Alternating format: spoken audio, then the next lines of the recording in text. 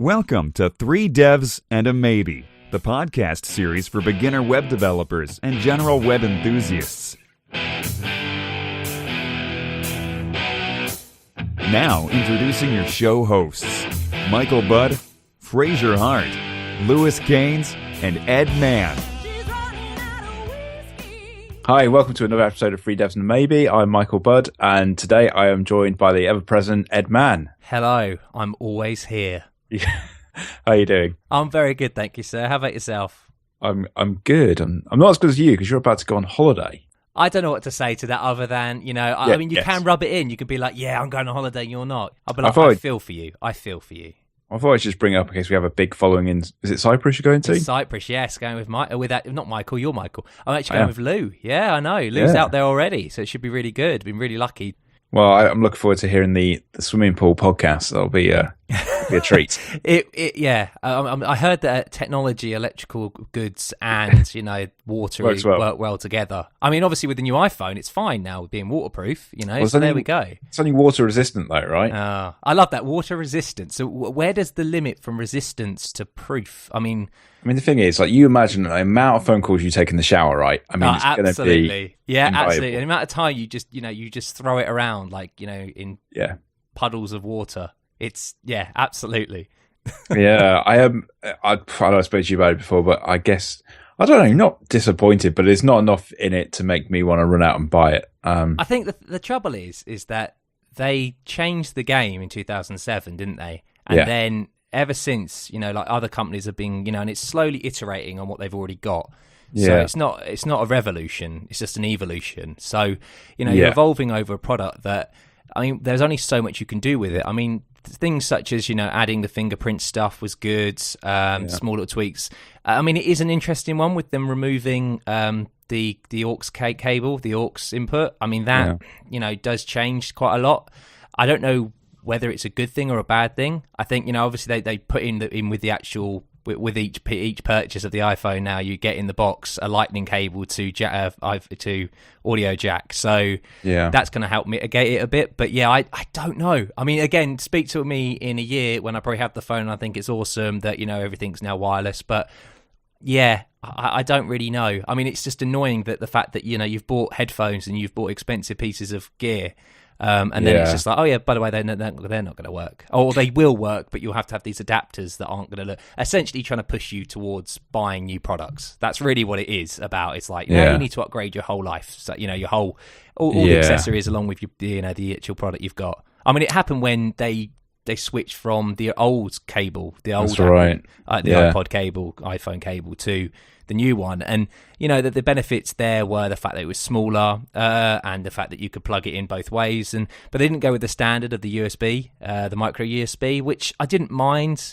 But then again, it's all these accessories that you purchase throughout the lifetime of other products that you think you can use, and then again you have to get adapters for them and stuff like that. So it can be a bit of a ball ache, but. Anyway, that is our Apple news for the day. I think they're a victim of their own success, aren't they? In the fact, I think we said, it's so hard for them to innovate now. I can't imagine what the next. Well, that's the trouble, isn't it? What can you do? It came such a left field when they did release the iPhone, and it was so different to what you looked at as a Pocket PC or a Palm Pre back then, kind of thing. And now, it's become the de facto of what a phone is or a smartphone is. So. Yeah, I think the thing for me would be if they brought out a device with incredible extra battery life, because that's the thing that winds me up. The joke is, so I don't know if I explained it on the podcast, but I definitely spoke to you about it. I obviously had a problem with my old, my iPhone, my iPhone 6S, stopped working, went into the Apple store, they gave me a brand new one, happy days. They're great service like that. No money had to change hands. It's all guaranteed under the year warranty thing, and they're fine with it. But the one thing that I've loved the most about having this new phone is the battery life, because I'm like, wow, I can go back down to. Having a new phone, it's the battery life that to me is the win, because now I've got a brand new fresh battery and I can last probably a couple of days on one charge, which is insane. Yeah. And, back in the day with our old Nokia 3210s and stuff, we could just replace the battery and that would be it. Now we don't. And I understand that it's all to do with the fact of making it more compact and everything like that. But I would actually probably, and I don't know, obviously you'd have to look and say how big the device would actually have to be to cater for having a replaceable battery. But I would happily have a thicker device that could have a replaceable battery in it, as opposed to what we currently have, just because of the sheer fact that, the whole fact that you've created an industry for rechargeable external battery packs for USB ones. I mean, again, that's great, because it's a generic interface that can charge a lot of things. But I would love just to have an extra battery for my iPhone that I could just do without having to have, because the batteries just get destroyed because of our the best way. I don't know, like for me, and I don't know whether this is the right thing. Like I feel the best way of handling a battery is that you should have it. You should charge up to a full cycle, and then you need to run it down and make sure it runs down completely flat, and then charge it up again. And that's when you're going to get the best, the longevity out of your phone. Yeah.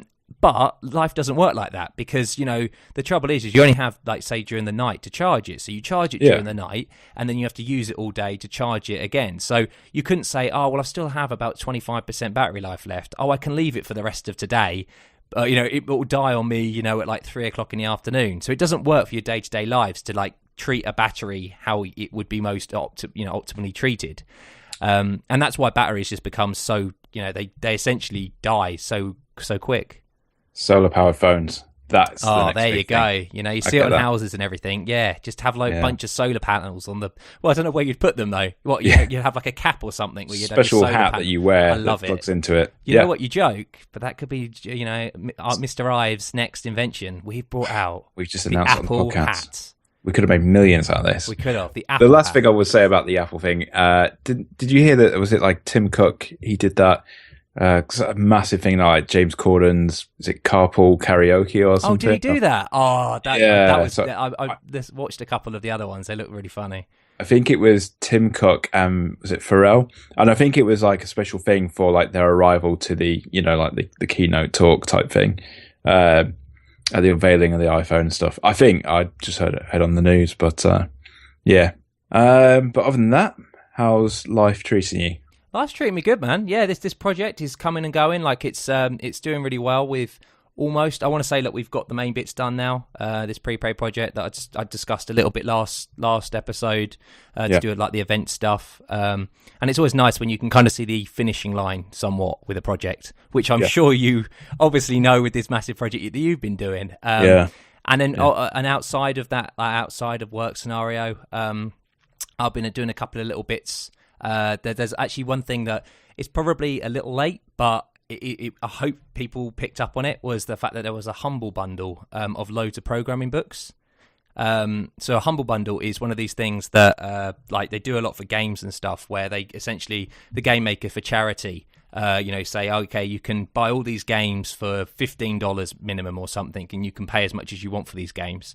Right. And I think proceed or almost the entire portion goes to charity or something along those lines. So there was one that my friend who is a gamer, he was like, oh, Ed, you may be interested in this. And I looked, I thought, okay, let's see what books they've actually got. And I mean, they had the likes of like Closure for the Brave and True, learning Haskell, Learn You a Haskell for Greater Good, and same with the Closure with the Erlang one, and a bunch of them. And I thought, yes, I've got to get this. So I've got my holiday reading all sorted out already.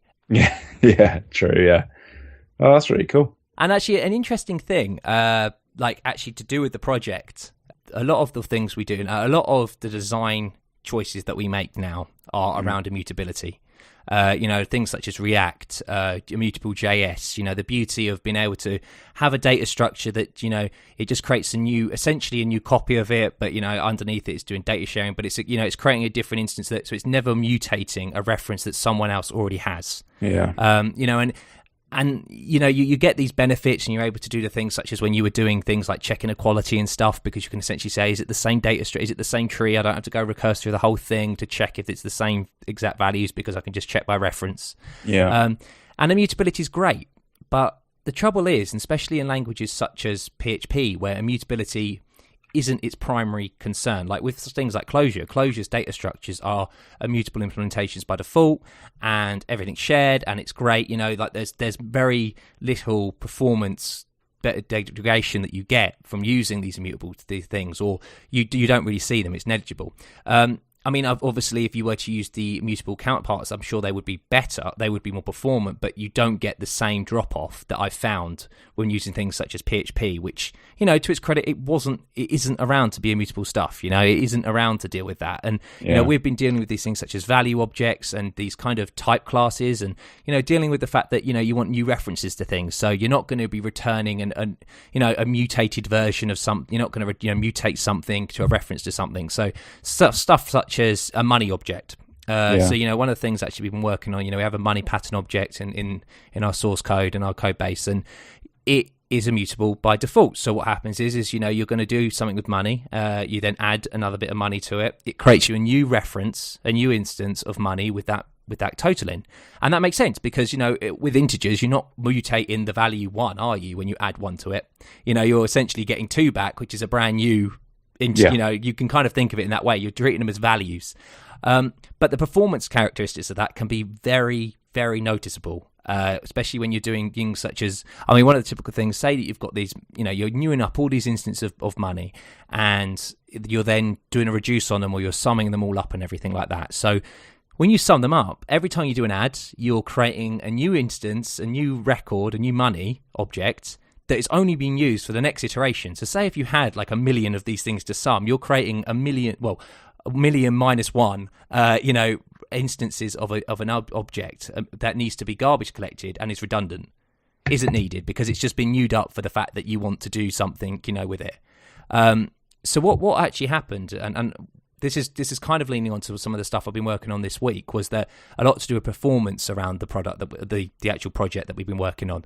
And I was kind of noticing through using things such as Blackfire, and Blackfire is very interesting. It's a product from this guys from Symphony, Sensor Labs, and it allows you to it uses similar technologies to the XHProf that Facebook use, which allows you to look into your code and see hot paths and how expensive certain code paths through your code is. So really very good at highlighting these things. And so we noticed that it was obviously these objects were taking up consuming memory, having to be garbage collected for no reason. So what we did, and something that Sten he kind of thought of was, and it's a really interesting design. So you don't want your class to at all, to the public interface of your class, you want everything to be immutable because you don't want them to be able to essentially change things. So one of the things actually I got bit at the same time as dealing with this immutable problem with the money thing, the performance side, was datetime. So datetime is a reference. And how many times have you sent it to something? So, what you do is you have your datetime and then you pass it to a function and you say, oh, by the way, in that function, add 1 to it. And then -1 or something. Yeah. And you get bitten when you're thinking, hang on, this date time value, well, it's because it's a reference, because it has actually, really changed that time. Same in PHP and JavaScript, right? They're both immutable, Exactly it. They're both immutable, and you get burnt by it. And then you realize that's why immutability rocks, because, you're getting a brand new instance back and it's never going to change the one, and you're not going to get these kind of things that you don't expect to happen. Unless you then think about the fact that it's a reference, you're passing a reference, not a value, because integers and arrays, they've been passed by values so that they're copied, so you can actually change them, but you can't change references. So what the way that they've dealt with it in the datetime stuff is that in PHP 5.5 they've got a datetime immutable object that you can use, and they both abide by the datetime interface. So if you provide that the type hint of datetime interface, you can pass a datetime immutable or a datetime, or maybe just always do datetime immutable, and then you get the wins. It means you don't have to defensively clone your datetime, because when you go into the object, you go, okay, I want to clone this just in case that I do some alterations to it, or you clone it before you're sending it to a method because you're just worried that maybe that method would change it. So these problems with mutation, and you don't want to allow mutation. So what Sten proposed, and it was a really clever idea, because what it allowed us to do was essentially you have the money, and all public-facing functions to it are still immutable. But you provide a method that takes a closure called with mutable. And essentially what that does, provides you with a mutable instance of that money object that you currently have. And it says you can do pretty much any scene you want, any, mutable thing you want with this. And every add method or sub method, they would be mutable. It's encapsulated in that class that, yes, we know we're switching between mutable mode and immutable mode, and it's not leaking out. Now, what's great about that is the fact that you've enclosed and you've kind of you've sectioned off and you've barred in, saying, okay, you can only do mutable stuff in this context, within this, and it's very explicit on where the mutability is. You're not passing around, such as like the datetime stuff and the datetime immutable stuff that could be different class instances.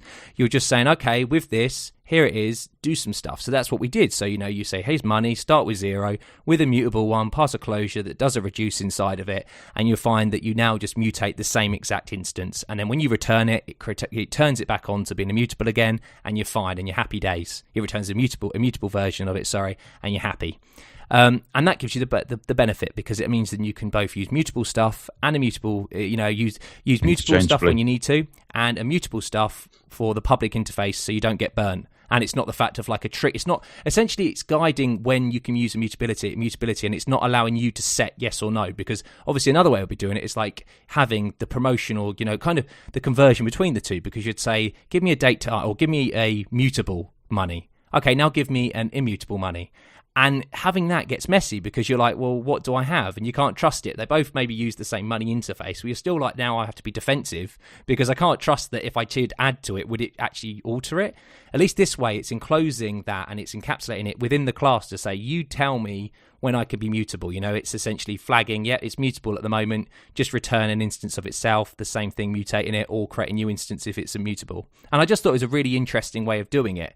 And it encloses it in a closure, so that, essentially the before and afters of setting and unsetting the fact that it's mutable is encapsulated. And I just thought I'd share that, and I'm going to put it in a blog post, because I thought it was a really interesting way of handling mutability, because you are going to need it sometimes. Like these languages aren't made for immutable things, such as creating millions, I want to say, of objects that are just chucked away. It's really interesting you say that, because I've had similar issues recently, and I was going to ask you that exact same question, in the sense that a lot of the times that I do need like copies of immutable objects is just throwaway objects, use once, bin them. And I've been really hacking the way I do it, in sort of the sense that I do like a JSON.parse, JSON stringify, and then the object, so that I get a new copy of it back, and it's not by reference. And that was just because I want a Stack Overflow, and I was like, look, what's the easiest way to do this? And that was the solution that I got, and it's worked quite well for me.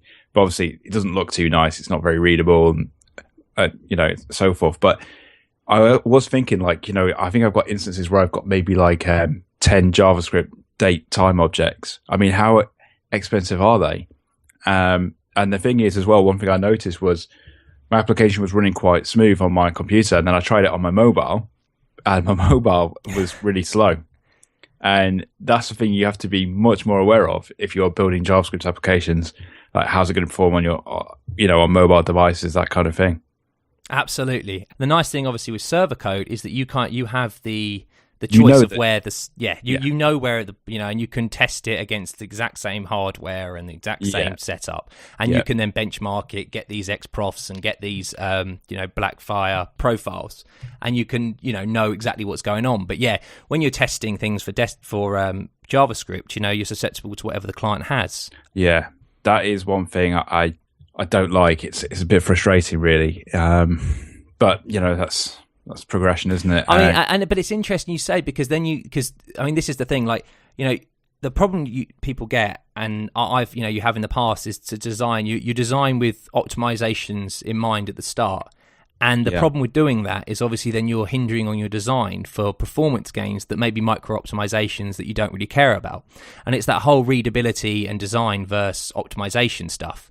And it was only till this week, really, that when we finally had a full idea of what the design was, and really kind of coming to the end of the project, to be like, what we did was, I imported a bunch of history, essentially, for a tradesman's, for their shortlists and stuff. And I just said, okay, then let's see how it performs. And we noticed that it performed terribly.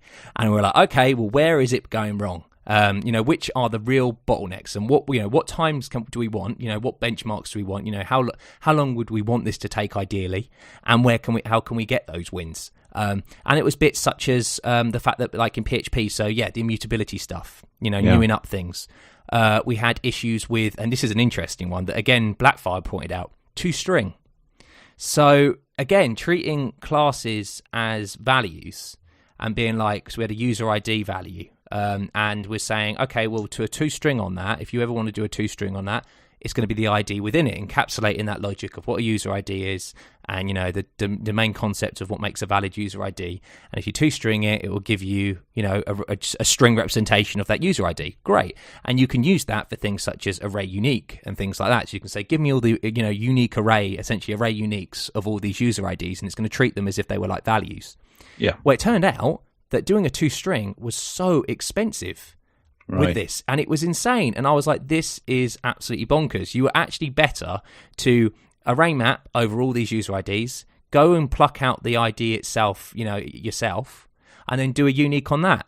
And it was actually quicker than the way of doing it. So again, we're using PHP 5.6, and that should be definitely flagged up because, again, obviously with PHP 7, it will be a lot more performant no matter what.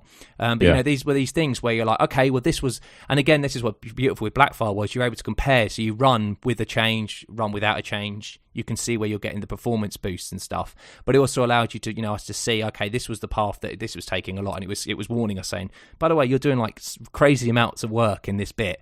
And it was just small tweaks like that we thought you'd never spot. We've just kind of, when we think of optimizations and we think, oh yeah, that's something we have to take in mind and stuff, like our own opinions and thoughts and feelings on what an optimization should be, as opposed to, no, this is really what's happening.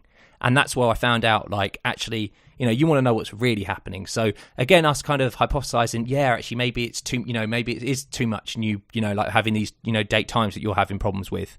But definitely, I would say, go get the profiler out and check, because maybe it isn't that, and maybe it's something different, and maybe it's something that you can handle.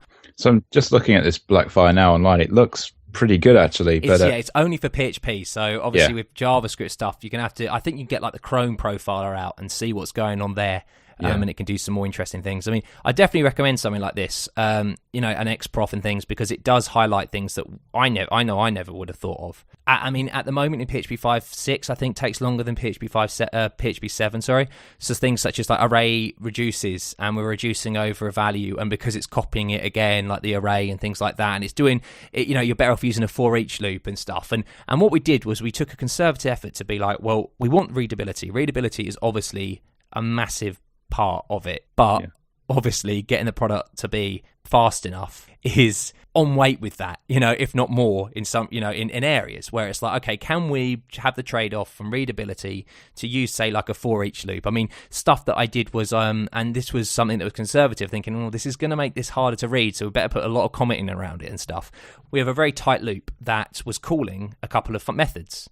And it was calling a couple of predicate methods because, the clean code way is, you have a couple of private helper methods that are like the predicates that allow you to have, code that's readable, as opposed to having comments for that saying like, is, blah, blah, blah, is this a predicate working?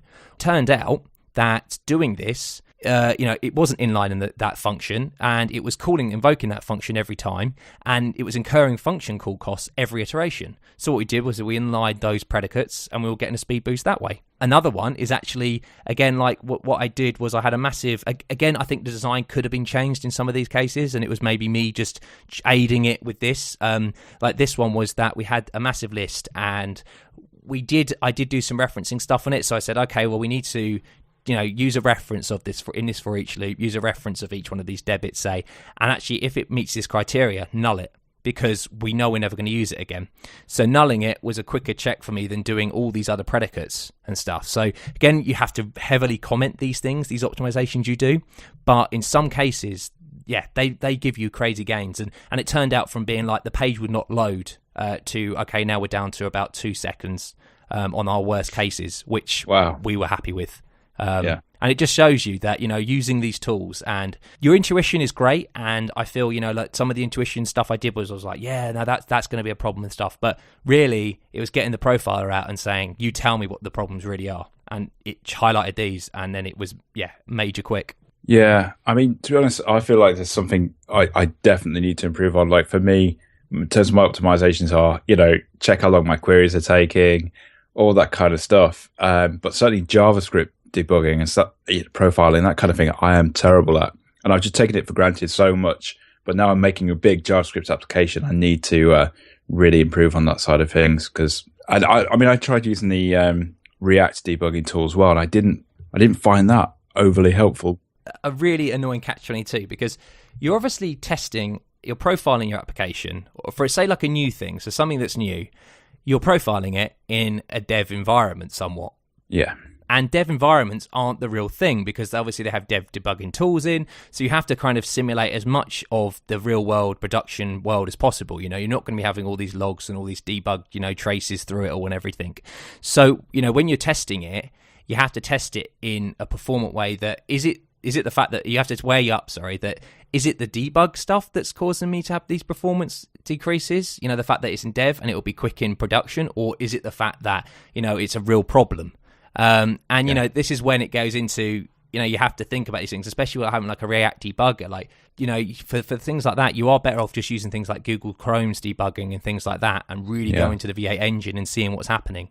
I mean, I've noticed funny little optimizations that people have done. Like there was a couple in Hacker News actually, specifically with certain, because obviously now the JavaScript is a big thing, and all these different engines, they all have slight differences and slight nuanced tweaks and stuff. And there's this ideas of like being in fast mode in V8 and being able to do stuff, and obviously code has to match a certain pattern to become in fast mode. And it was the fact that this person wasn't using an zero index based object within a bit of code, and it was impeding massive performance. It's impeding performance, and the minute they did this small slight tweak that had no meaning at all, you're thinking, what the hell, boom, it was fine again. Happy days. It's crazy, how these things happen, and it is about going through a debugger and working that out. And again, intuition will get you so far, but actually having a profiler will get you to that next level, I think, that allows you to, and it allows you then in like the pull request and like in your kind of feelings when you reflect on it. No, you can see from there to there, this is a performance gain boost, and then you have to weigh up, is it still a readable enough, and is it worthwhile? Like, I don't believe, there's a reason why we use high level languages. Why don't we all just use assembly then? If we really want the best performance, we're going to use that. We use higher languages because of readability, because of understanding, because of being able to kind of handle these concepts in our mind. So, you have to weigh that up, that you don't want to be writing cryptic code for the fact of writing cryptic code. You want to write it in a cryptic way, for some tight loops that require it. And then you obviously then want to comment around it and aid the fact that, look, we know this is scary and this is weird, but this is the reasons why. Yeah. You got any other things you wanted to go through? I do, actually. I do. Yeah. Backup strategy. Something that actually I was speaking to Lou about last week. So he had this last week, didn't he? Yeah, and it was really interesting kind of discussing it. What is your like database backup strategy? Oh, what isn't it? At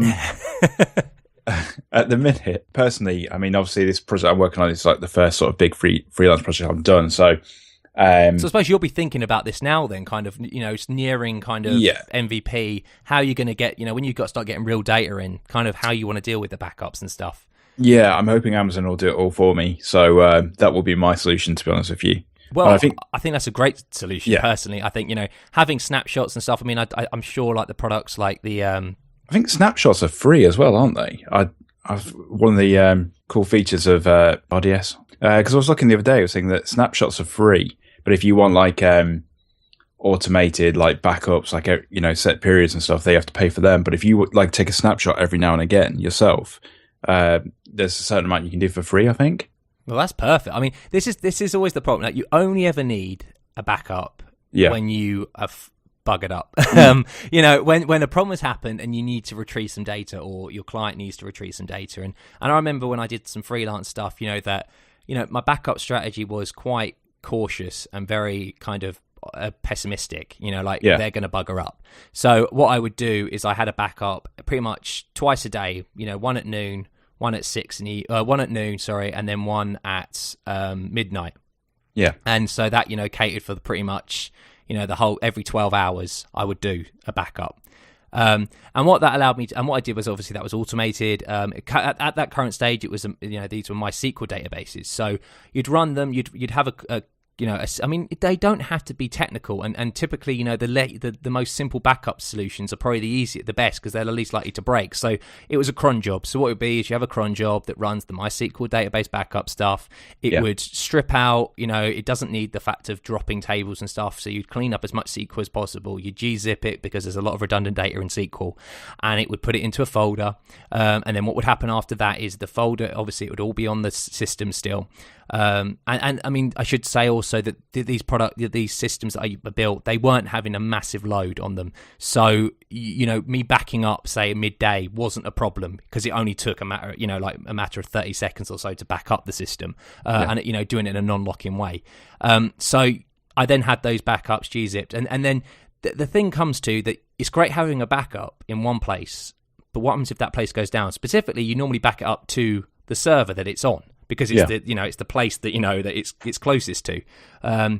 So what I did then was I also have a script. I had a script, that actually it was called Dropbox CLI, and it actually just because Dropbox gives you 2 GB of data for free. Once it's all gzipped up, great. I mean, I'm now on the Dropbox Pro thing, so you can have whatever. But if you just wanted a simple case of having some cloud storage, I know that like Google Drive, there's actually like a thing called rCloud now that's similar to like rsync that allows you to essentially use these things like these different services and just have the same command line for each one of them and just say, oh yeah, I want to move from there to there, and it's just it knows how to internally work all the different services, all these different file storage systems, and it would just back up each one of those to Dropbox. Right. I also had another script on a separate box that, again, I was very pessimistic here. So I also had another script that what it would do was it would actually check my Dropbox, say at 12:30 or something, or at 12:30, and then like throughout, just to make sure that it actually had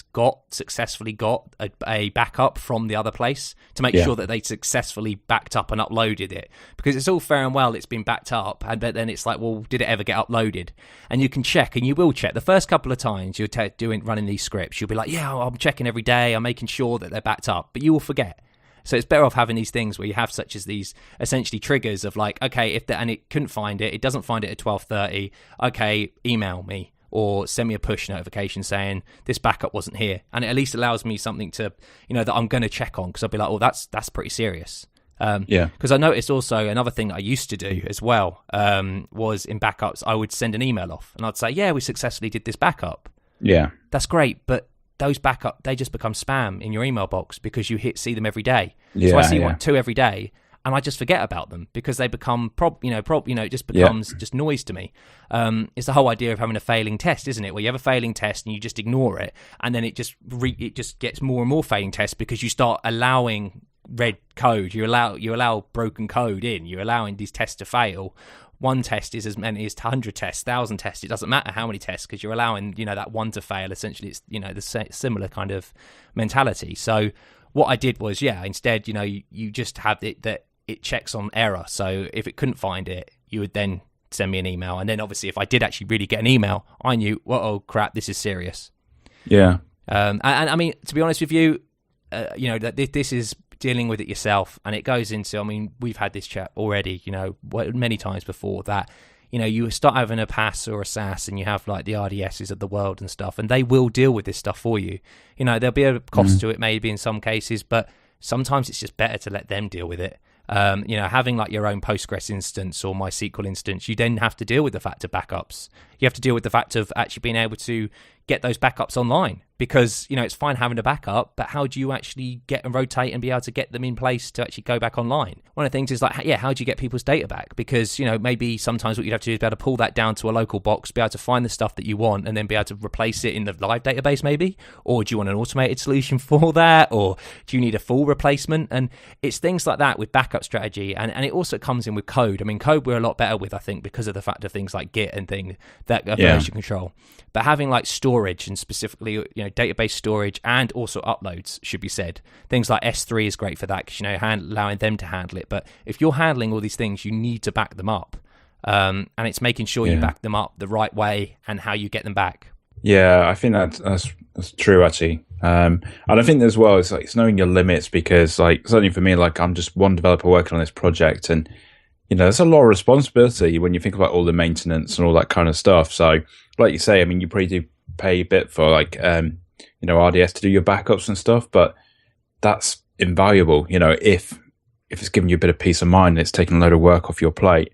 But again, if you've got something where it is like, software as a service, you have to weigh up what your subscription costs are versus, all your hosting costs and all the rest, don't you? But yeah, absolutely. But at the end of the day, if you are storing important information, you do have to back it up. Yeah, absolutely. And your client doesn't expect, for it just to go. And it's like, well, it's gone. Yeah. It's like, well, I didn't back it up. I do a manual backup every time I can be bothered or I remember. Yeah, That's not a great solution. And take that mind off. Like if you're going to do it yourself, spend some time, invest some time just in a simple, whether it's just a cron job solution or, more advanced solutions that you want.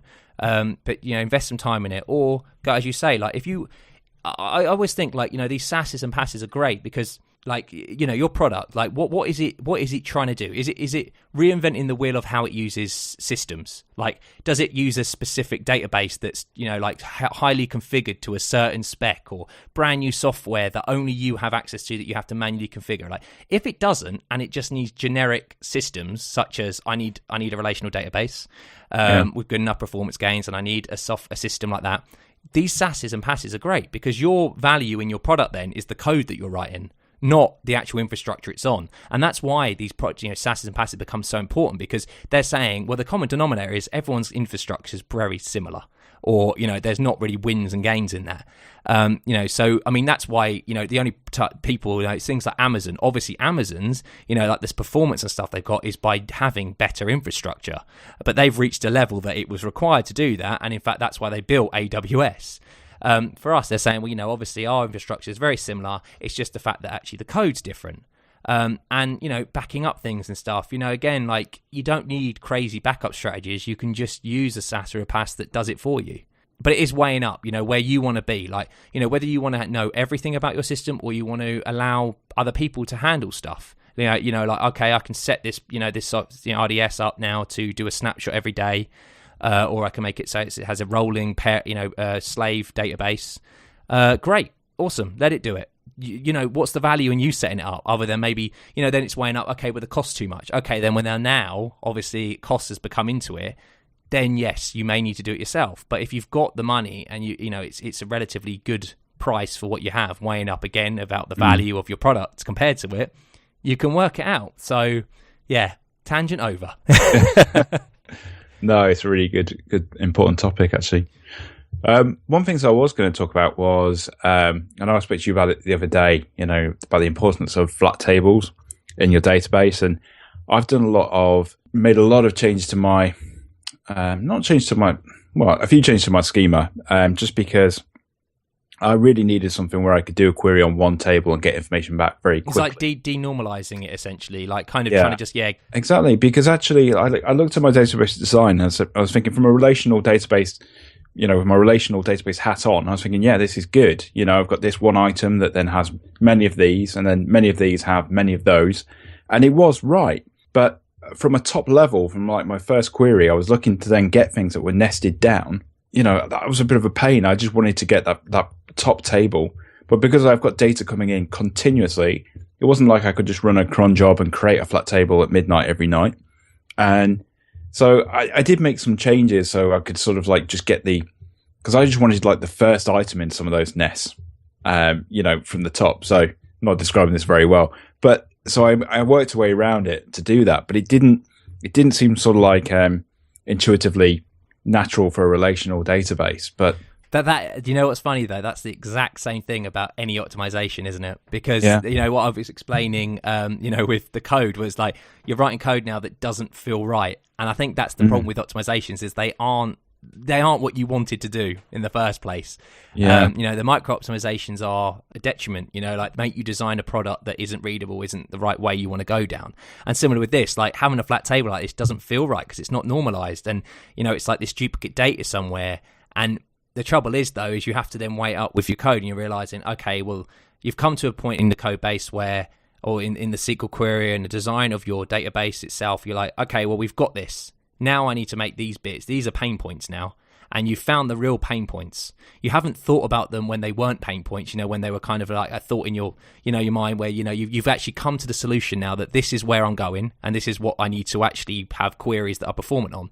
You can run as many indexes on them and have all this stuff as possible, but sometimes, you're right, splitting them out into a flat table that's denormalized is a win. And maybe if that does have to impede on your design, but you have to weigh up these pros and cons. And in this case, it was a pro to do. Yeah, I know things like Magento, they use flat tables quite a lot, don't they? It's sort of, generate these new flat tables every time you like make a new product or something like that. So it does seem like the way to go, but it did make me think maybe I'd like to have a play with something that's not a relational database at some time. I don't know, have you got much experience of like non-relational databases? Or like back in the day, did a bit of Mongo stuff. Like pretty much everyone, I think. It was like, it's a Mongo DB. And then you realise, a document store. I mean, Postgres, again, like is great for NoSQL stuff as well because it has a document store, inbuilt essentially. So you can have unrelational data or non-relational data in there. Again, it's working out like where are the pain points, and I don't think it's bad having like a flat table that you use for relations, quick to be able to find data and stuff. I mean, I was half thinking you're going to say you're going to go down the route of using triggers and things like that, where you have a relational model, and then what happens is triggers in the background generate tables for you that reflect that in a quicker way that you can then use in queries and stuff. That's another way of dealing with it. In fact, we actually have that. One of the things we do, so we have an events table when a certain events come in. So we store in an event, you have your common fields, your event ID, who did it, the time. But then you have an event type, but then the type depends on all the other gubbins and attributes that you have. So we have an attributes, JSON field that has all the other stuff related to that. There's so many ways of going around this. You could have split tables for different types of, each of the different types of them. So you could work out which one it needs to be. You could have all the fields that any possible event has, and they would be nullified, if they didn't actually exist in that table. Or you could go down the way we did again, which was just having a JSON field that's non-relational. But get into that JSON information. So we only want to find expiring ones that expired today. So working it out means we have to limit on the type, but then we also have to go and crawl through some unrelational data and pluck out their bonus expires at, when does it actually expire at, and find it. Now that can be quite performance intensive because, it's picking out all these records. So we can limit them down to as many records as possible, but then that's still a lot of records who, could expire. And then we say, okay, now we need to go and get every one of these. And JSON, although, they've done a good job, like it's not relational. So it's not been, you can index on these things and stuff, but it's not the best way of doing it. So what we've done is we have a trigger table. And all we do is we have a trigger. We have a trigger that creates a table. So when a record is inserted into this events table, the beautiful thing about this events table is it's append only, so we don't expect it to change, or it can't change. Once it's been added, a trigger, when it's inserted there, a trigger gets run, and all it does is it implicitly, in the background, it says, all right then, is this a expiring one? Oh, it is. Go and add it to the when bonus expires table, and it denormalizes, or it kind of, essentially it just makes a lookup table out of it where it says, okay, this event ID expires on this date, I will index that date, and now we can have a quick lookup for it. It doesn't hinder the design. We were quite lucky where it doesn't hinder the design, and it's only an optimization that's happening in the fact that we're using a relational database and how we're storing it way. Some of them we haven't been so lucky with. You don't end up with like race conditions with that kind of thing where something's happened since you've created that table, or well, so because it's append only. I was going to say, that's the way. Okay. Again, that's the beauty of it, where you add an event, it's added. It could add a record into this table. So if you're starting modifying data, like, because I know your problem was, I was thinking, how useful, like, how much does this change? You're saying this data changes a lot. And it's like, okay, well, that's when triggers and stuff get a bit iffy. And then you're going to put so much logic into a trigger, and it's like all that business logic. And it's like, how much do you weigh up from being business logic to being, just performance kind of database logic? And it can get a bit messy. But I think that's the trouble with any optimization. And that's why I've really valued the profiler, because I've been like, Tell me what the profile, what does the profiler tell me what's the worst things? Because I don't want to change my code. We like our code. We only want to change the bits that it really is having problems with. Yeah. Well, that was as much as I had anyway. So, well, I have one more thing I'd like to talk about. Actually, two things. Self-plug did a new blog post, AVL trees enclosure. And it was one of those ones where I actually decided to use the product, the Dropbox taking pictures of documents thing. Yeah. So I actually did some drawings of some trees for it because I was like, how can I explain these things? Or how can I explain to myself, really, or like when I want to look at it again and understand what the hell these mean?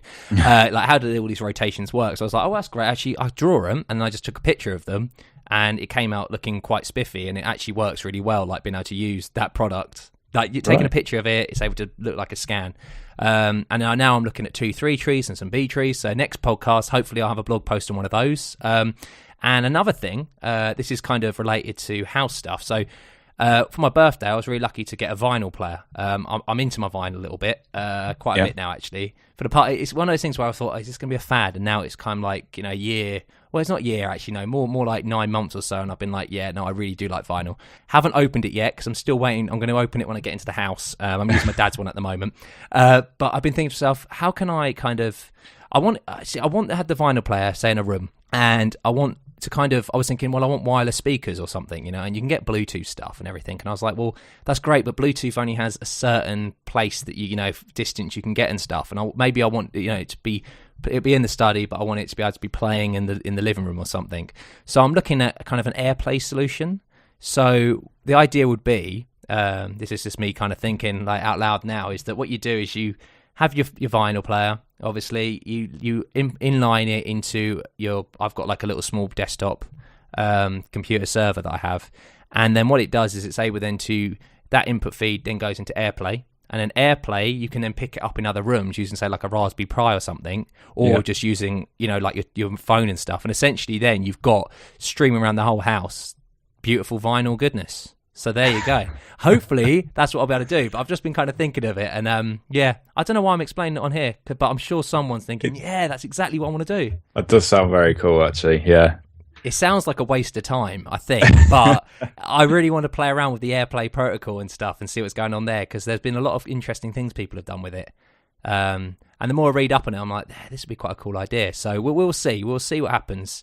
I can fully understand your hobby of like collecting vinyl, because it's just, I don't know, I miss sort of like having physical CDs and that kind of stuff. It's nostalgic. Like for me, I've always been like a digital guy. So every time, like, get an MP3 player. I remember having like the old Nomad Creative one, like big CD looking one. I was like, I hate CDs and stuff. And now I've completely gone for, full circle, because I just love looking at like the album art. It's like an experience now. It sounds really sad, but it's like, you get the album and, you're able to look at the album art and look at the lyrics, and you have the album on, and it just feels, it's more of a, the sound is your own sound, and you've got that. It's a great feeling. I don't know why, but I just love vinyl now. And it's funny how a lot of people have felt that. It's funny how things become full circle, don't they? They go out of passion. It was like, vinyl, then we have tape, then we have CD, MP3, and now we're back again. So waiting for tape to come back. Tapes were great, Oh, tapes. Yeah, I'm with you there. Yeah. All right then, man. Well, cool. I think that's a pretty good episode there. I think we've touched on a couple of interesting things. Done it again, haven't you? Done it again. Another great... I always do that. I big ourselves up so much. I know. You just love the sound of your own voice. That's what it is. Well, I must do. I yabber on for so much. But anyway, audience, it's been another episode that it may or may not be great. I've enjoyed it. I don't know whether Mickey, have you enjoyed it? Hated it. Yeah, every bit of it. Oh dear. Yep. Okay, well, hopefully we do another one of these, unless Mickey doesn't want to anymore because he hated it so much. But I'm sure we'll speak to you again, next week. Speak to you later, guys. Cheers. Bye. You've been listening to 3 Devs and a Maybe. You can contact us at contact@3devsandamaybe.com or follow us on Twitter at 3 Devs and a Maybe.